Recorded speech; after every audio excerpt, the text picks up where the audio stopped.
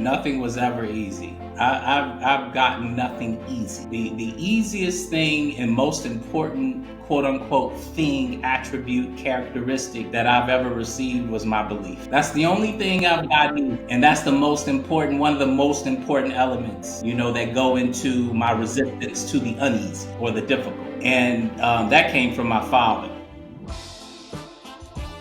You are here. Welcome to the Purpose Finder podcast. This is the show where we uncover why you are truly here and, more importantly, how to make it your reality. My father, the late Dr. Miles Monroe, said the greatest tragedy in life is not death, but life without purpose. And research further shows that people with a strong sense of purpose are 2.4 times more likely to feel fulfilled. Each week, I sit down with extraordinary guests, entrepreneurs, artists, thought leaders who are boldly living their why. We dive deep into their journeys, the struggles they've overcome, their breakthroughs, and the lessons that can help you do the same. I am your beautiful host, Charissa Monroe Wilborn, and we're about to explore the mindsets, tools, and strategies to help you live a life with purpose, passion, and legacy. Are you ready? Let's go and dive into the episode. Ladies and gentlemen, we are back for another amazing episode of the Purpose Finder podcast, where our mission is, very simple: to inspire you to find and uncover your life's purpose and to live a life overflowing with three things: meaning, fulfillment, and significance. Why? Because we are all craving belonging. No one wants to feel unfulfilled, and we are all searching, asking that big one question: why in the world am I here? But I hope you let that answer be found right here on the podcast. I am your host, Charissa Monroe Wilborn, and today I sit down with a great man doing great things in the world. And he isn't only talking about purpose, but he's also talking about how to protect it.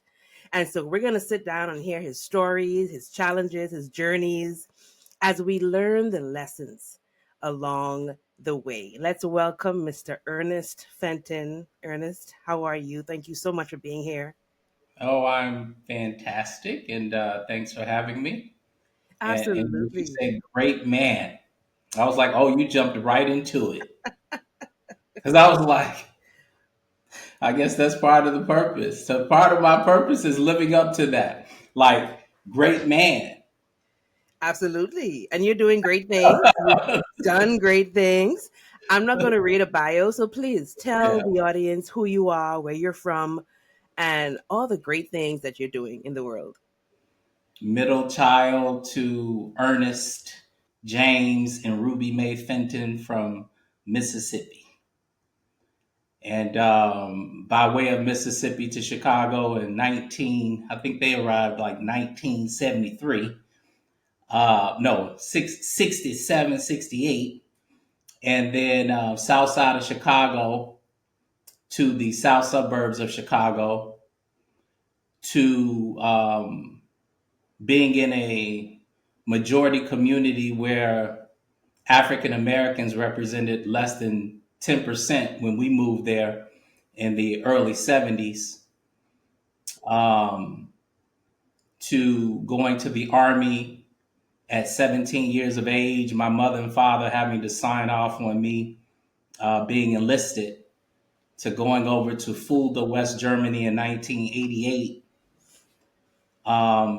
leaving Germany in 1990 to Chicago State University, back to the south side of Chicago's to more familiar surroundings. And then from Chicago State University to the perplexing transition or matriculation to Harvard Law School. And then I started a business in 1995 after my first year in law school, as a result of my being or having an internship in Nairobi, Kenya. And I went into retail, and I graduated law school in 1997. I was 2 years in as an entrepreneur. I know nothing but entrepreneurship since I was 24 years of age. And after law school, I stayed with my retail business, doing business in Africa, expanded into Mexico, importing silver from Tasco Guerrero, And the crisis got me in 2001. And I started practicing law in 2001, 2002. And I slept with my laptop for about 5 years and my papers spread across my bed. Actually started my practice with my sister who's passed on in a unrehabbed bathroom of a property that I had purchased. And now I'm here. And here is That's a big one. that's That's the a big big one. one. Okay, That's so a big one. let's leave the hair. Let's leave the hair as a secret for right now. Okay, We'll come back to the hair I'll leave that one. because I do want to talk about the journey to the hair. Yeah, And you gave us a great, so we have a kind of a great picture of all the things you've done leading up to your where you are here now. yes, And you talk about going to the military, then you talk about also going to Harvard Law School. It yes, was a big accomplishment. But then you also did some work in Africa and then Mexico, and then you also lost your sister yes. somewhere in there. So I can imagine that the transitions were not always as smooth as you've made it sound in the last 4 minutes. Like you made it Never. sound real easy. Um, but please share some of the in between those lines that you haven't shared. Going from the military to Harvard. How was that? How was going from then Harvard? You started your own business, and then even growing your business and being self employed. Like it doesn't. It sounds easy, but we know it's not. But I would like for you to share some of those valleys that you would have gone through during all of those transitions. Yeah, no, nothing was ever easy. I've gotten nothing easy. The easiest thing and most important quote unquote thing, attribute, characteristic that I've ever received was my belief. Mm. That's the only thing I've gotten Mm. easy.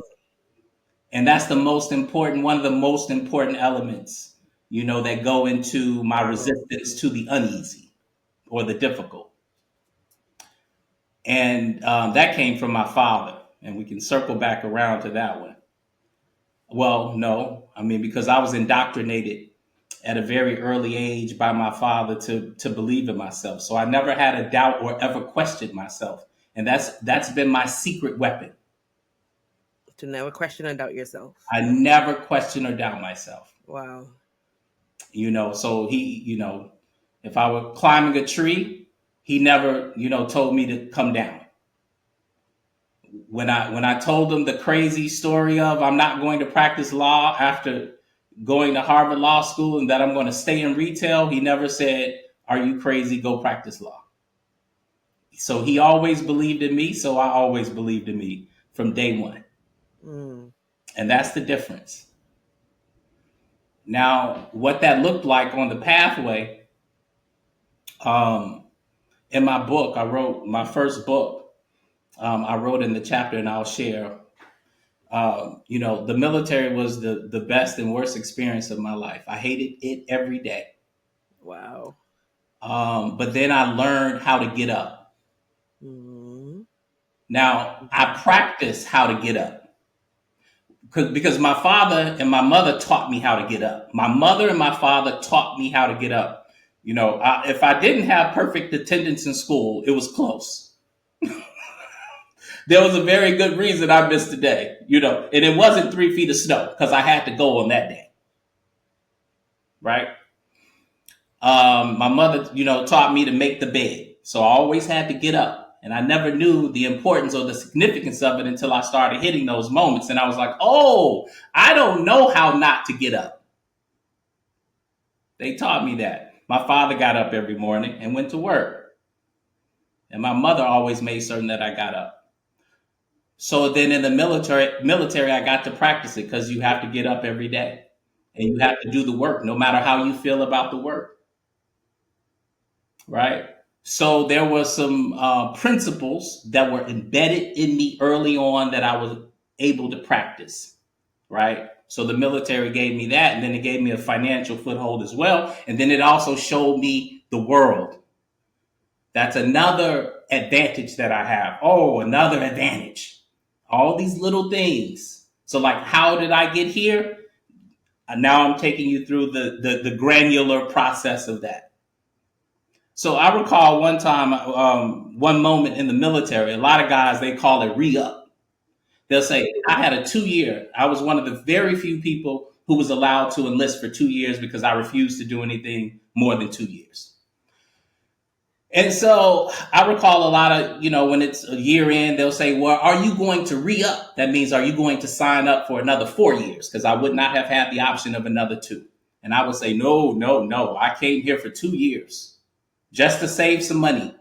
That was my purpose of going to the military, was to save money, to make money and save money. And because I didn't know what my purpose was at the time. So I'm like, no, no, I'm not going to re-up. And they would say, Fenton is nothing. Fenton, they call you your last name by your last name in the military. They say, Fenton is nothing out there. And then I would look around and I'd say, well, who's living in those houses right there? Who's driving that car right there? Who built that business right there? There has to be something out there because I'm looking at it. And then I was able to travel. And that was resistance. If I had not had what I had from my father, I would have fallen for that. I would have believed that there was nothing out there. And that there was nothing out there. More important, they were saying, what they were really saying is that what else can you do? It won't get better for you out there, is what they were really saying. Then I was able to travel. So I would take a few dollars because I was very frugal, extremely. And I would take a few dollars, and I went to Amsterdam, and I went to Italy, and I'm 18 at the time by myself. I'm taking tours. It takes a couple of $100. I jump on a bus on a tour and go to these different places, and I got to see the world, and then it opened my eyes to things. I was like, oh, there's an entire world out here. Game changer, perspective. It's a game changer. You must get off your block. Yeah, yeah. I have a plant. My wife and I, we have a plant. It's a beautiful plant. We were gifted it when my mother passed away. Her friends bought us a plant. And it was a small plant, when they gave it to us, and now it's a huge plant. And then my wife told me 2 or 3 weeks ago, she said, oh, I need to buy another pot. Mm. And I said, wow, Wow. you have to replant yourself Mm. in order to grow at some point. This Right? is good. This is good. You have to replant in order to continue to grow Yes. yourself. Oh, Yes. we have to Yeah. buy another pot. Wow. Someone else would have said, I have to cut the tree or cut the plant or, Hmm. but she said, no, we need to buy a bigger pot, essentially. Yes. Oh, Yes. Yes. please continue. Yeah. And so I learned those lessons in the military, and I came home, and Chicago State taught me something. And I could have gone just about anywhere because, they paid for schooling at a state school in your home state. So I considered going to the University of Illinois, Champaign, which is much more esteemed. And I decided to go to Chicago State, which had no esteem, and because I wanted to be closer to my people, because I was in Germany for a year and a half, right? And during the Cold War, I want to circle back around to the Cold War too, because I was there when the Berlin Wall fell in 1989, September, I believe, 21st, 1989, or 12th or 21st.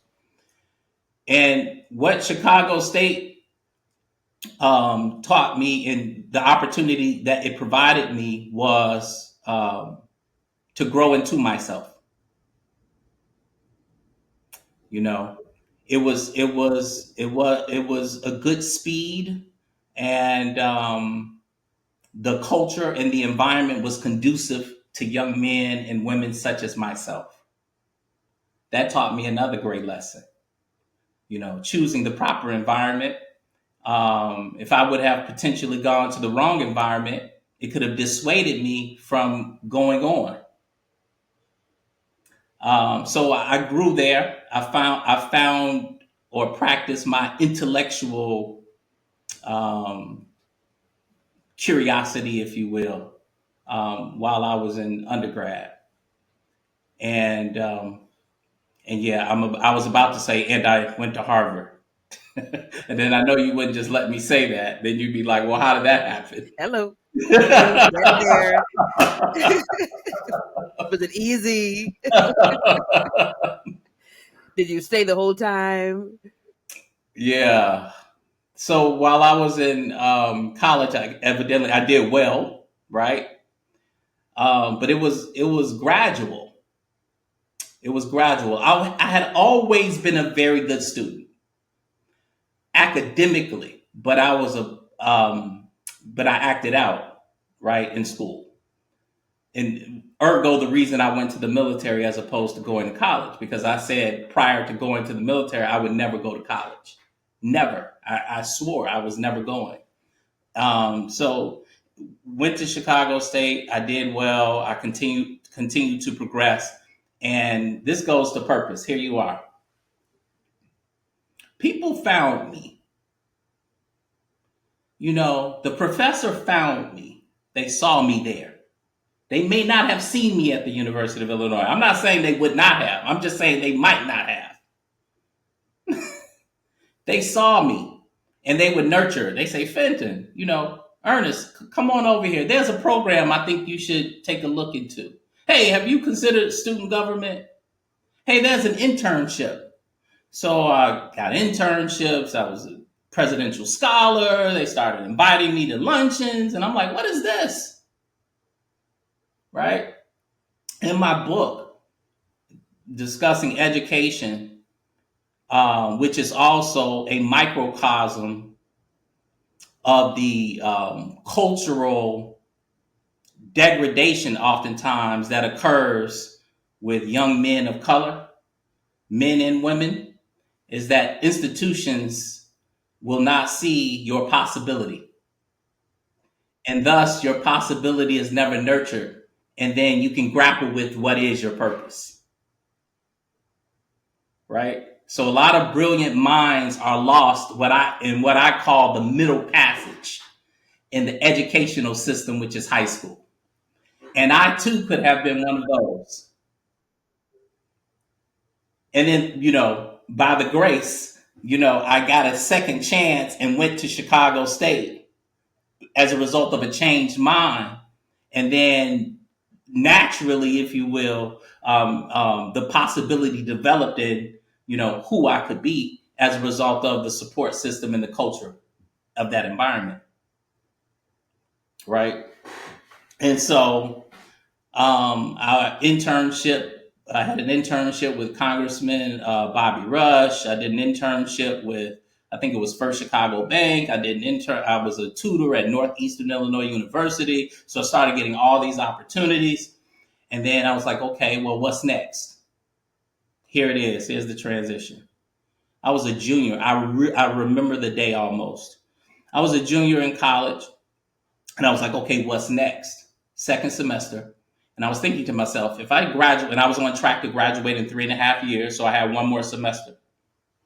I took 6, 7 classes. I'm like, forget a lunch. I don't need a break. Give it to me. So I was like, what's next? I said, well, if I go out into the world right now, I wouldn't have the opportunity that I desire and what I think is intended for me based upon my background. I don't have enough.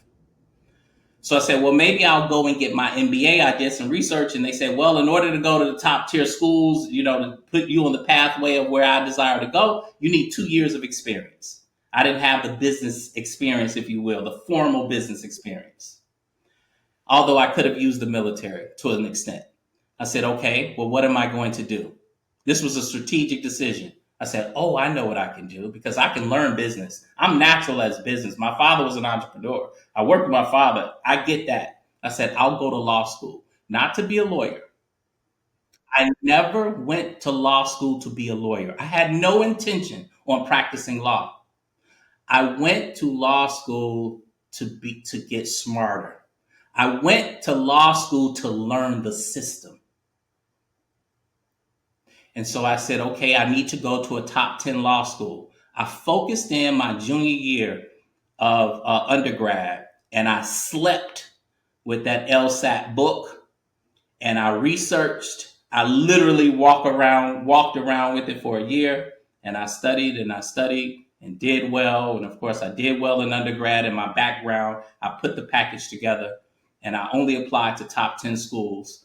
I said, I'm only going to a top 10 law school or Howard. You choose. And you're saying you choose to yourself? Well, whatever came through, I'm saying it's either top 10 or Howard. Uh-huh, uh-huh. You choose. So this is how Harvard came along. Yes. This is how Harvard came along. Yes. And you got in, and being this good student that you are, I assume that you completed. Oh, yes. You completed. So let's talk about the hair, because I know where the hair is, but the audience need to know where the hair is, because this is also the young gentleman that says, I'm not going to ever be a lawyer. I know. So tell us where you are. Tell I us can't the believe hair. it. I can't believe it to this day. I wake up like I can't believe this is happening to This me. is your life. 20 years later, I'm like, I can't believe I'm still here. Okay, this is my purpose, my why. You know, so 2001, I thought I was going to just stay in retail. I had 3 stores total, 2 at one time, a third. I got into shoes, silver. I was going to Mexico, like all of that didn't work out. So okay, I'll start practicing law. Early on, I said one thing. I'll share this. I always said I would make my fortune, if you will, my financial success would come from real estate. I always said that, even as a young man, like 8 years old. So I said, okay, I'll start practicing law. I'll be a real estate attorney because real estate. And I had to teach myself from the ground up. I never did an internship at a law firm while I was in law school. None of that. And Harvard didn't matter because I didn't build my practice based on, you know, where I went to school.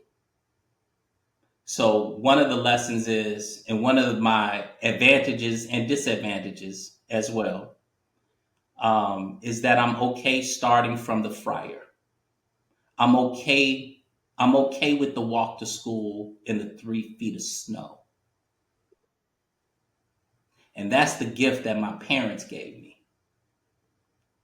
And when you combine that determination and that grit, along with intellectual vigor and education and the understanding of the system, you can't be denied. So I started my practice with my sister in that bathroom in 2001. And I struggled mightily 5, 6, 7, 8 years learning from the ground up, from the fryer, I call it, sweeping the floors. And I learned real estate. And I'll fast forward to about 2006, 2007. And I had done thousands of real estate transactions by this time, right? If not 1,000, maybe 1,000. And then I saw what was happening in the economy in terms of the mortgages that were being provided to everyone, but in particular minorities. The financial meltdown happened in 2008. I saw it coming. I saw it happening in 2005, 2006. In fact, on my website is a newsletter that I wrote in 2006 called it Crisis Foreclosure. Okay. And when that crisis hit, here's the transition because I knew nothing about foreclosure. I only knew real estate transactions, but I learned it from the friar. Foreclosures hit, a lot of people lost, so did I. And then I transitioned into foreclosure defense, and that's when I made my name in 2008.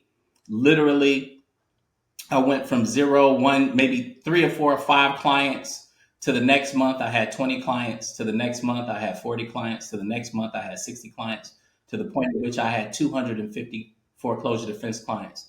My practice went from 2 part-time assistants, one of which was my sister, to 14 full-time employees in a year and a half. I went from, and I was still practicing from home until that 2008, 2009. Got an office. One office turned into 2 offices. 2 offices turned into 3,000 square feet. And I was pulled into going on the radio. I was on the radio for 10 years on WVON here in Chicago. And I was on 2 other radio stations for 10 years. And here's where my purpose. Remember, I never wanted to practice law. I still don't. Every day I wake up, I'm like, I can't believe I'm still here. And I was like, how is it that I'm the one person in law school who said they would never practice law is the one that is practicing law and like all over the place in the city of Chicago. And I was like, the more I try to get out, the more it pulls me in. And then it hit me. I said, oh, I'm not a lawyer. I'm a consumer advocate. I'm here for the It's not about you. It's It's not not about about you. that. It's not That about you. that and then I was able to rest and be at peace, and then I was able to find my footing in the context of law. So I always tell people I'm not a lawyer. I'm much more than that. Hmm. And this is what I encourage. Oh, I say this all the time: is purpose is not about you. It's not going to always feel good. You're not going to always want to get up. You're not going to want to do it. Sometimes purpose is not going to make you money, but Yeah, it's not about you. yeah. And every time I hear you talk about what you did, I'm like, says the same person who said, I will never be a lawyer. I would never be a lawyer. And here you are, a very, very great lawyer in Illinois, and who knows how far that stretches. Yeah. What is it, though, that made you stay? Like, well, you kind of just said when you got the idea that it's not about you. But before you got that idea, what kept making you say, okay, I'm going to continue this every day? And you nailed it, though. I just want to stop and pause because you got it. You have to have experienced that or have deep wisdom to get it, right? You got it. And it's funny, and you gotta laugh, right? That's all you can do is laugh because it's like I'm out, I'm out of here. Next to you, next day you're back. I know well, but there are a lot of people that don't stick. So I think so. You and I stick, but there are some people that don't stick. They Right, don't. They don't have the stickability. right. They're like, this doesn't feel good. I'm out. I've done my 4 years. I'm done. I don't want to do this anyway. Another opportunity comes. They're there. They're out. But you stayed all these years. You stayed. And what is it that made you stay? Knowing very well that at the end of the day, this isn't what you wanted to do. You told your dad, look, I don't want to be a lawyer. I'm not going to be a lawyer. And here you are. Let me tell you, it's so funny. Let's say, tell God your plans if you want a good laugh. Hmm. So, you know, let me just say, I'll say it generally, then I'll give you a specific, more specific. It's the people. Every time, because I'm like, you know what? I don't need this. I can just go. I can go do something else. Right. And I promise you, I'll get a phone call. I bet I'll get one Monday. You know, and I jokingly say this, but I kind of mean it. Like my favorite people are seniors. You know, babies, young people, and seniors. I don't mess with the middle. Hey. What are we doing? Not I'm in in the the middle, middle. sir. I'll mess with the middle. You already know the middle is the tough. That's Oh my goodness. the So I love seniors, right? So like, I love like 65, 70. I want to hang out with 70-year-olds, 75-year-olds, right? I promise you, almost inevitably, I will get a phone call. and it'll be a senior, little old ladies on the not lady on the phone, and she's 82, and she'll say, "Hey, Attorney Fenton, I have this problem. I like to run it by you," and then we'll end up talking for 20 or 30 minutes. And then at the end of that conversation, she'll say, "Attorney Fenton, I just want you to know, if no one's told you, I appreciate you. And what you're doing for our community is very needed. And I thank you." And that's what keeps me. That is it right there. And so I'm a social worker by profession. I'm a social worker by profession. And it is that right there for me. Because social workers don't make money. If you are in social services for money, please Yes. tell me where it's coming from, because I ain't get it yet. That is not a profession you go in when you're trying to make money. But if you truly love the people and you truly enjoy the smiles that you put on their faces when they come into your office, like that was my every Monday morning.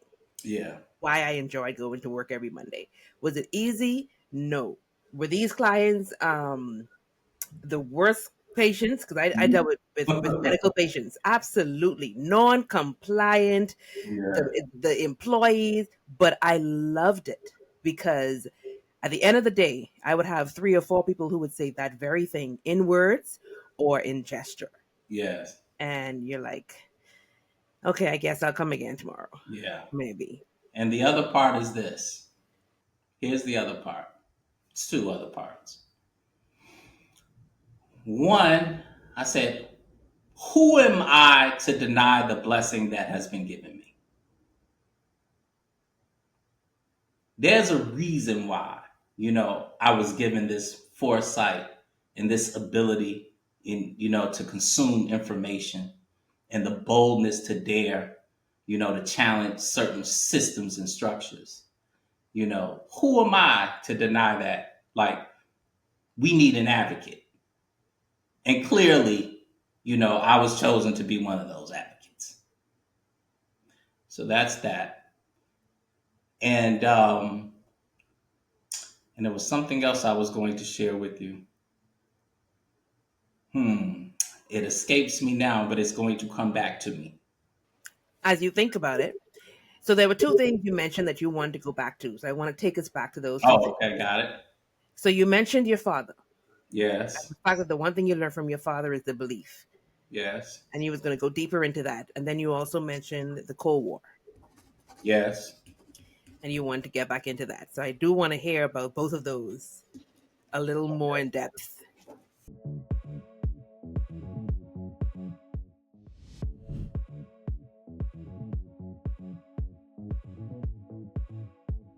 I'm here in Mexico City at the Pave the Path Retreat 2024. This first day has been amazing. We tend to look for answers on the outside of ourselves, but a lot of our solutions to our problems are on the inside of us. If I had to wrap this up in one word, I would use the word transformative. One thing I learned day one is, I guess, be open to the applause when you have people that are on your side cheering you on.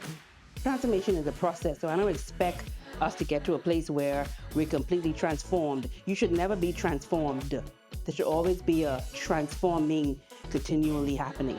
My relationship to love is that I believe love is something you have to conquer. So I always go for challenging people versus love is something that you find, or love is something that finds you, where then I would date the people who actually want to be with me and not the ones who are avoiding.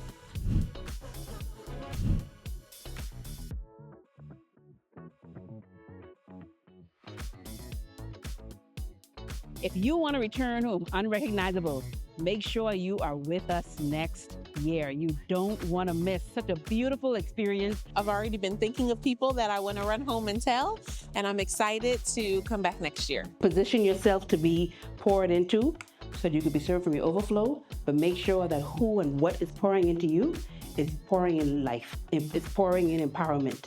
It's pouring in good, positive vibes, because you don't want to be filling and pouring and overflowing on serving the people you serve with a bunch of oil. Y'all better come on this retreat.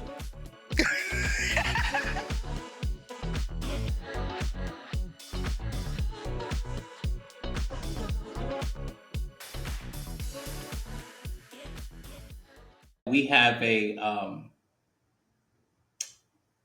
we lack information,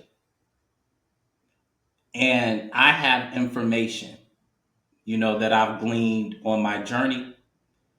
And as they say, that the best inventions in the world can be found at the graveyard. I don't want the information and knowledge that I have to be found at the graveyard. Like, that information and knowledge and assistance needs to be shared. And that's what also keeps me. I was like, I can't just leave with this information. So, Cold War, life changing. One of those moments in life. One of those moments in life. If I had to list, maybe I'll do a book. I don't know. Maybe it'll be my 10th book. I'll just like bullet point one moments in life, right? One of my moments in life was, I believe that was September 21st, 1989 or 12th. And then I remember the sirens were going off. And we were on base. Fulda, West Germany is about 3 kilometers from the West German border. East German border. We were in West Germany, East German. Literally, if we're in Indiana and Chicago, or Chicago, the border of Indiana, but near Chicago, I can look across the border and see German soldiers walking on the Berlin Wall, right? Or the wall. It wasn't Berlin. And so we'd be on one side and they're on the other, and we're watching each other. That siren went off on that day, and I remember someone coming over the loudspeaker, the wall has fallen. And I'm thinking, should we now go get our weapons? Like, what's happening? They were like, no. They opened the gates. Short of it is, East Germans were coming across the border into West Germany. They had never seen anything other than the communist East Germany. And I was at a McDonald's, one McDonald's in all of that area where I was at. And there were thousands of East Germans flocking to this place they've heard of called McDonald's. And I remember buying hamburgers for East Germans. And this is when this hit me. You hear the term, you have freedom, you live in a democracy. You also hear of the restraints of being a woman, the restraints of being a black man, the restraints that are quote unquote imposed on us or otherwise systemized in America. But when you see where they come from and you compare it to how we exist, I said, oh, although we may not be quote have all the same opportunities as others, I have all the opportunity I need to do whatever I want. In that moment, I said, oh, the entire world is mine. Because I know what restraint looks like. And this ain't restraint. Mm-hmm. And a lot of people can't hear that. They feel some type of way about that. I'm like, and I understand that. Because if you don't have a point of reference, exactly, you'll think that somehow you're bound. But when you see someone who's more bound than you by a multiple of 10, then you'll say, am I bound? Maybe I'm not bound. And then that frees you. So it goes back to the exposure and that exposure and the perspective that we were talking about earlier. Correct. And why it is so important to get that so that you do have a point of reference.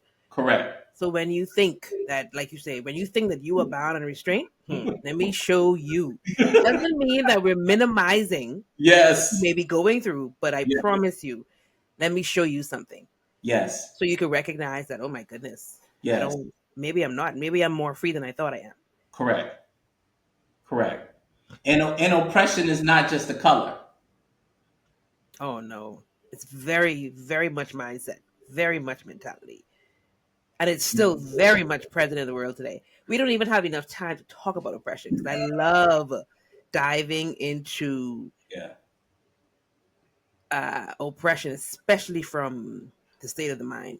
Yes. Um, Yeah. and I've traveled to different parts of Africa, and so Correct. it's still very much fresh. It's still very much present, even though it may not be as bad as it was. It's still there.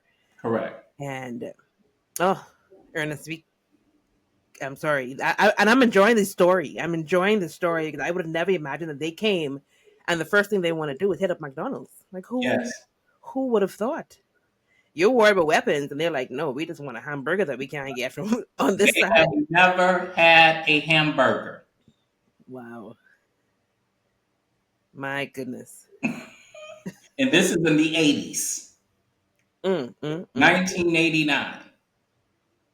And to go along with that story, when I was in Kenya and I saw the police officers shaking down Kenyans, so Africans shaking down Africans, the Kikuyu and the I forgot the other. Kikuyu's been such a long time. The tribalism. And then I said, oh, and I linked those two experiences. That's why travel is so critical.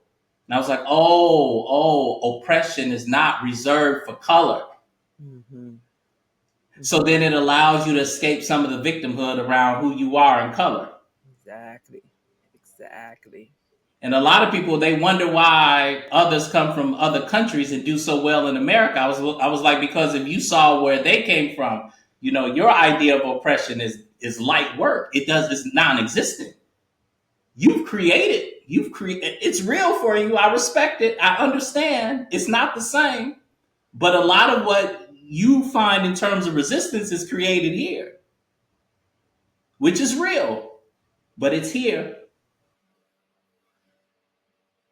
People come to America, and I'm from the Bahamas, where I was born and raised. And so when I came here because it was the land of milk and honey, if you will.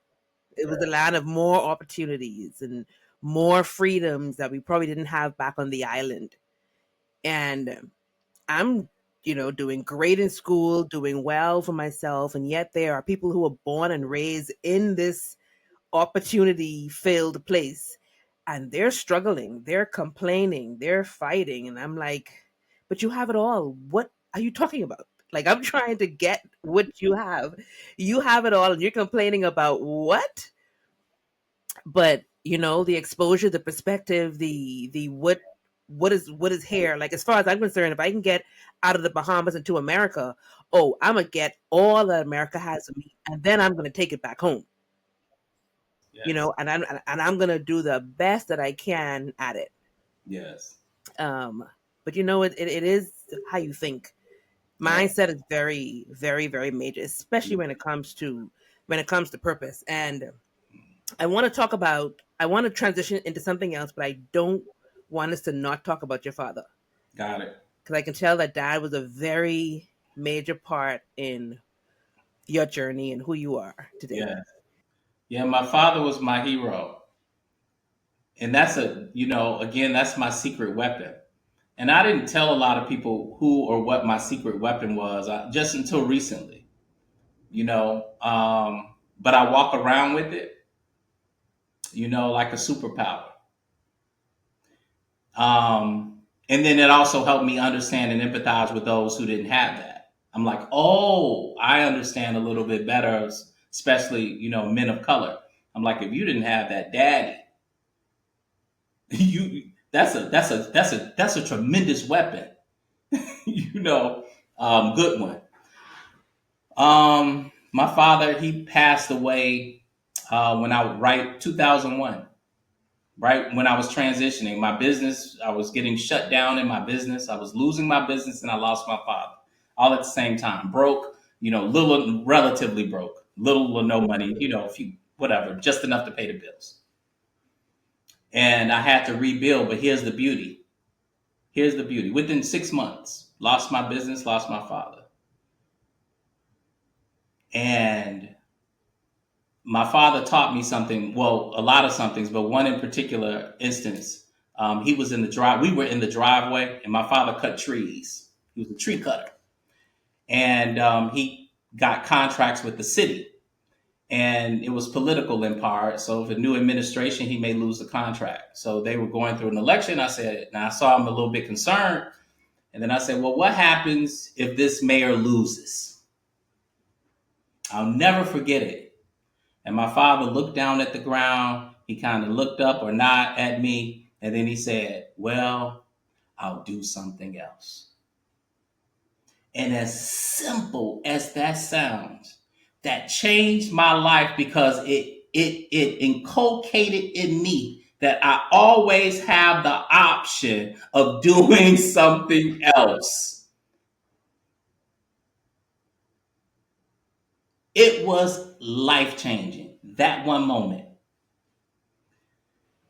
And so when Ladies and gentlemen, are you understanding? Like, I wonder if you guys are understanding the scope of that very statement. Because as soon as Fenton says, I will do something else, it's almost as though you take away the box. Like, you know, people say, yeah, think outside the box. Let's get rid of the box. yes, yes, Like let's and let's become free up here first. It sounded like Dad was free here in the mind first. yes, Nothing and no one can keep me grounded, can keep me restrained, can keep me restricted. Nothing can keep you bound other yes, than yourself. yes, And if something happens and life changes and things happen in life where we have no control, there are benefits to change. My dad wrote a whole book on it. yeah. You can do something else. And your dad put it so simple. Like, I would just do something else. My goodness, I would have never imagined that that is what he would say. But Yes, there are so many different, and the something else can just be a different way yeah, of doing the same thing, just in a different manner. yeah, We went through 2019, 2020, 2021 having to do something else. yes, We all did it, whether we thought about it, tried, like everyone had to do something else or had to do nothing. yes, And you had a choice. If you chose one over the other, it was truly a choice. It wasn't because your hands were bound. yeah. Oh, What he didn't say was fear. What he mm. didn't say was, it's going to break me. What he didn't say was, it's going to change our life. What he said was, I'll just do something else. But it also didn't mean that he may have not been scared. I know he was scared. I saw it in his face. And the fact that he said, I'll do something else, it sort of took away the fear, or it said you can operate within the fear. Exactly. Yeah. Exactly. Do it scared, like they say. Yeah. Oh, your dad was a genius. I Yeah. see why he was your secret weapon. You say your superpower. I see why he was your Right. superpower. We're learning from him beyond the grave. So when he passed, and I was in that moment, that season, I was in this 30, 31, I was. And when he passed, I got a piece, not because he passed, but the small piece that I got in development was this. I said, oh, I'm ready. I can go and take this life on with the lessons that he's taught me. He can rest knowing that his son is well prepared to persist on. Mm. And that was my piece. Yeah. Wow. Thank you for sharing that. Thank you for sharing him with us, the lessons that you've learned from him that have kept you and brought you to here where you are. And one of the things that you do here, person that you are now, is you help educate people and you help people to protect their assets and how to transfer wealth to the future generation. And I think it is a very great topic to talk about for a brief moment, because one of the big things that I tie into purpose is legacy. Like, you start with legacy. You start with what you want your legacy to be. What do you want to leave behind, whether it's tangible or intangible? We're talking about both. But you are doing it because it's not about your lifetime.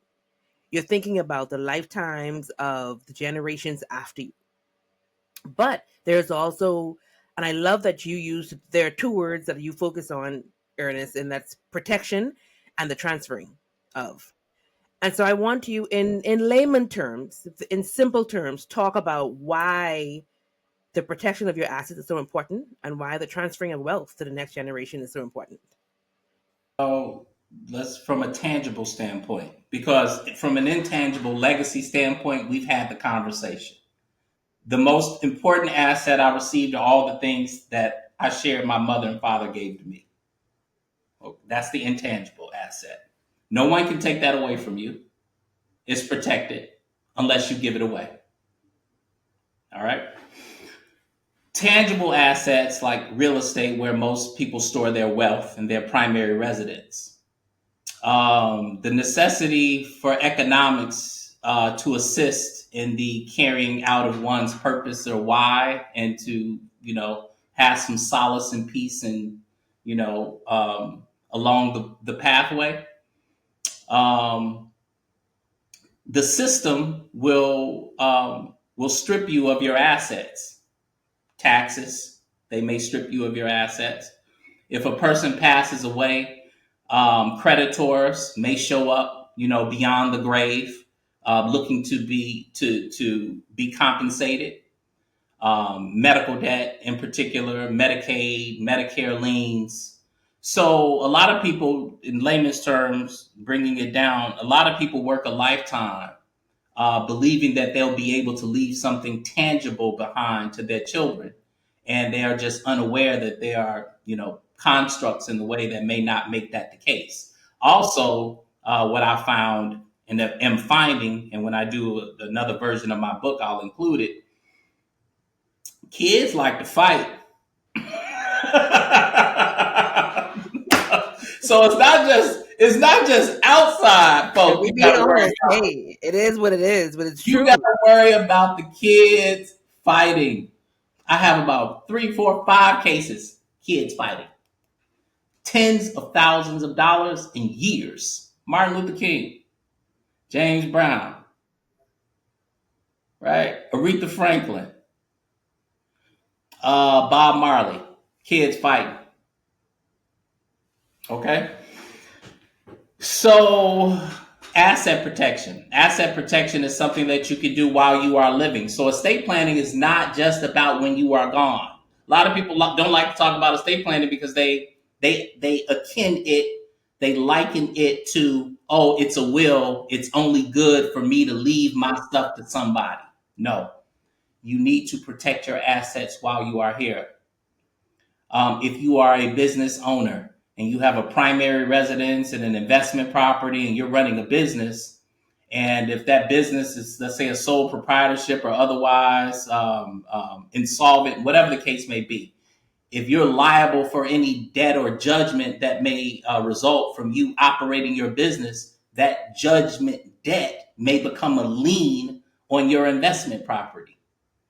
If you have multiple properties and a little boy climbs on the roof, falls through the roof, for whatever reason your insurance doesn't cover it, that judgment, that debt may become a lien not just on that property, but on all your properties. So asset protection is about, how do I protect my assets? How do I utilize LLCs? How do I utilize trusts to separate my assets? First, for my protection, right? Firewalls. Okay.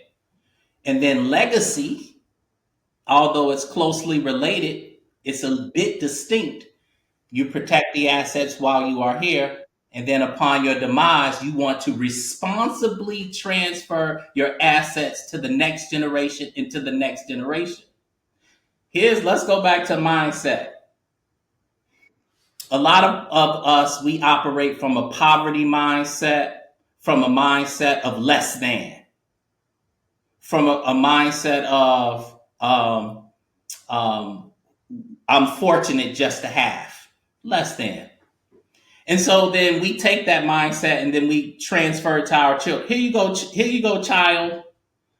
So that's how we compensate for that mindset. So many of us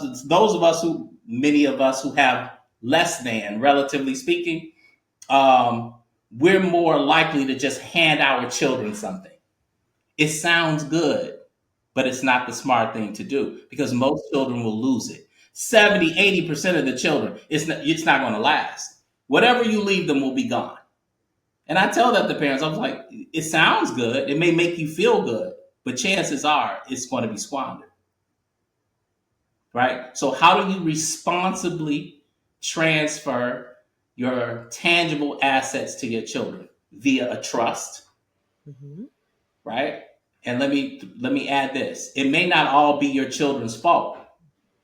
Because if you transfer your house, a $300,000, $400,000 life insurance policy, $200,000 from retirement, and you hand it to your child, and they're married, and then 3 years later they get a divorce, well, your daughter-in-law or son-in-law, whom you may have never met, about to walk away with half.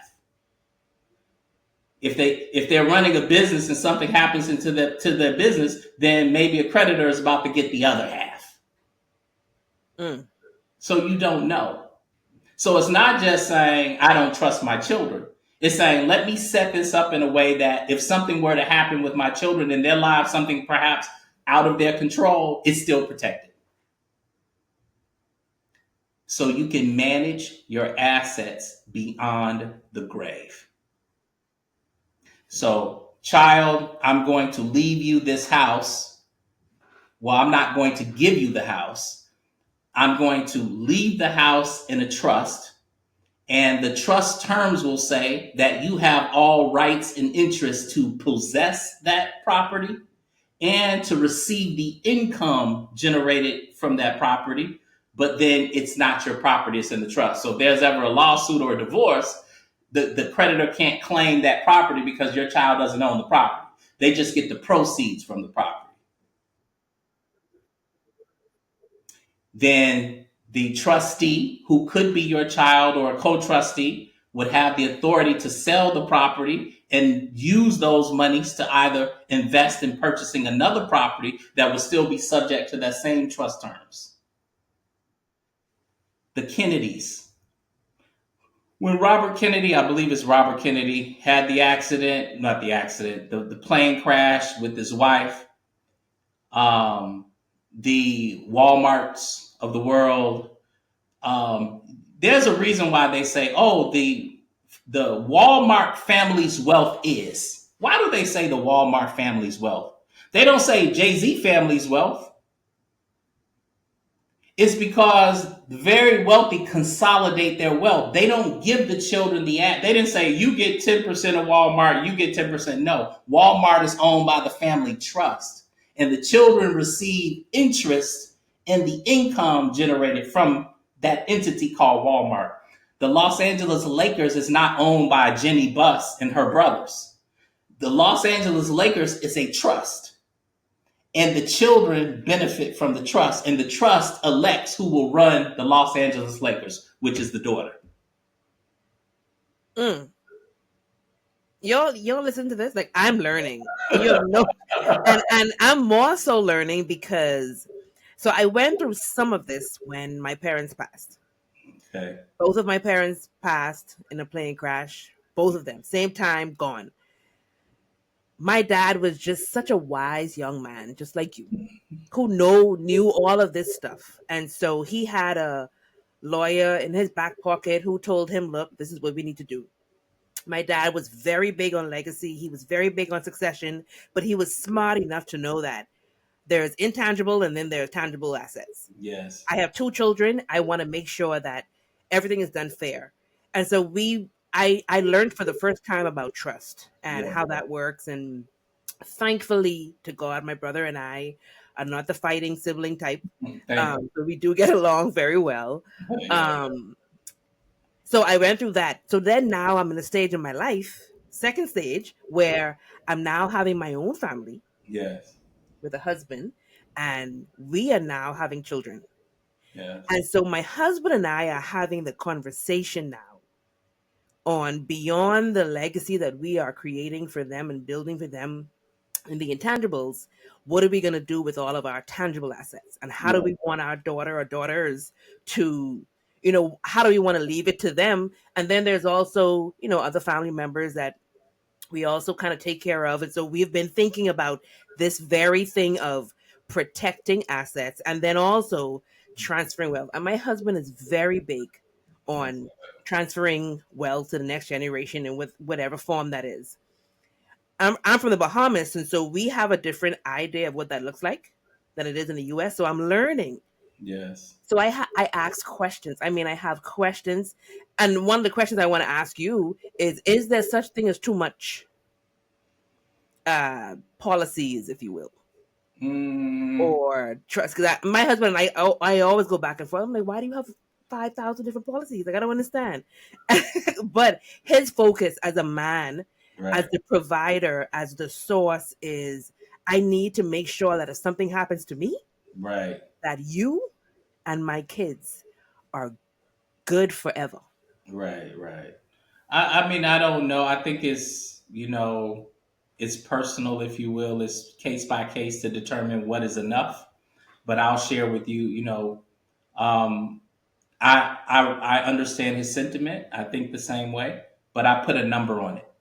But I like to quantify it, right? So as an example, I would say, all right, well, if something happened to me, what would my wife need in order to not have her lifestyle compromised? Okay, do I need to supplement her income $4,000 a month, 3,000, 2,000, 10,000? Right? How much do we have? If she were to liquidate, if we have real estate, if she liquidated all of that, and then we use that to supplement, an annuity, how far would that stretch? So then I figure out what that number is. Would she stay here? Is there a mortgage on the house? Would that mortgage have to be paid off? Okay, it's 200,000 remaining on the mortgage, so I need 200,000 more. If it's $4,000 a month, how old is she? I'm going to project that out to 85, 90. Okay, 4,000 times that number of months. This is how much we need. This is how much I need to know, need to have available for her if something happens to me. So I quantify it. And then when I hit that number, I'm like, okay, then we're good. Then I can stop.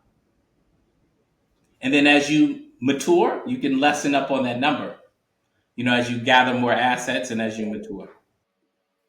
And this is so important because I think whether you're in America or you're outside of the American country, I think there are a greater percentage of people who aren't thinking like this.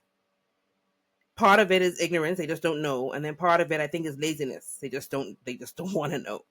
And so I think it is so. I think we need to have more of this conversation because I know there are questions. I know there are people out there who want more information and they want to know how do I implement what it is that you're telling me, and they didn't understand the importance and the significance of wow. So beyond just me living a life of purpose and leaving a mark in the earth, I still want to make sure that it's protected. And how do I transfer all of what I've built Yeah. to the next generation? And this is what you do. And Yeah. so, we don't have the time, Fenton. Where's it gone? But I know you wrote a whole book on this. So Yeah. please tell us about your book. Tell us where we can find it so that they can get more information. Tell us where they can even get in contact with you. There it is. Yeah. Asset Protection Trusts Estate Planning. Yes. Level Up Guide.